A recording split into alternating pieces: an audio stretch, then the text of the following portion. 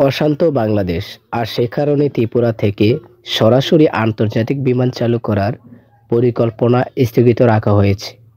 পাশাপাশি ভারতের উত্তর-পূর্বের রাজ্যগুলিতে যাতে বাণিজ্যের প্রসার ঘটানো যায়, তার জন্য চট্টগ্রামের সমুদ্র বন্দর ব্যবহারের যে পরিকল্পনা করা হয়েছিল, তাও আপাতত বাস্তবায়িত করা সম্ভব হচ্ছে না। শনিবার এমনটা জানিয়েছে ত্রিপুরার পর্যটন মন্ত্রী সুশান্ত চৌধুরী। মৈত্রী সেতুর মাধ্যমে বাংলাদেশের চট্টগ্রাম সমুদ্র বন্দরের সঙ্গে দক্ষিণ ত্রিপুরার সাব্রুমের সরাসরি সংযোগ স্থাপিত হয়েছে।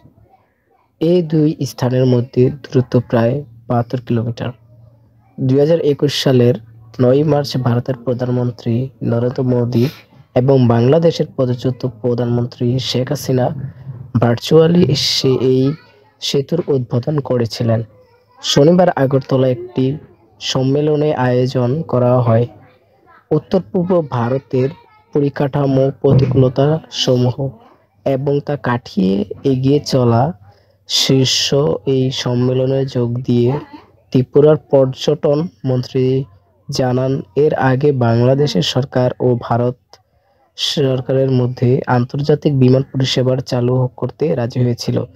পাশাপাশি উত্তর-পূর্ব ভারতের রাজ্যগুলিতে বাণিজ্যের প্রসার ঘটাতে তারা চট্টগ্রাম সমুদ্র বন্দর ব্যবহার করতে দিতে রাজি হয়েছিল। এই প্রসঙ্গে মন্ত্রী আরও বলে, আমি আশা করছি বাংলাদেশের পরিস্থিতি উন্নতি ঘটবে এবং এই প্রকল্পগুলি একে একে বাস্তবিত হবে। এর পাশাপাশি কেন্দ্র ও ত্রিপুরার ডাবল ইঞ্জিন সরকারেরও ভূয়সী প্রশংসা করেন বিজেপি শাসিত রাজ্যের এই মন্ত্রী।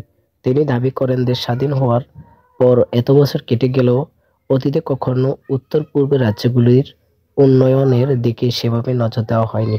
কিন্তু বর্তমান সরকার দেশের এই অংশের উন্নতি সাধনের দৃঢ় প্রতিজ্ঞা করেছে।